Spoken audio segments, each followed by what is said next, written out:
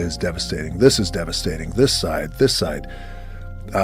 The 240 hostages that still haven't come home yet.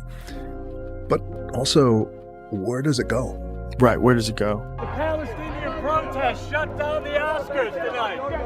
Humanity wins. لو سألتك تعرف نور الشريف؟ طب تعرف الشحات مبروك؟ طب ايه الرابط اللي ما بينهم؟ هتقول لي التمثيل. هقول لك بس شتان الفرق بين تمثيل نور الشريف وتمثيل الشحات مبروك، مع احترامنا طبعا للشحات مبروك.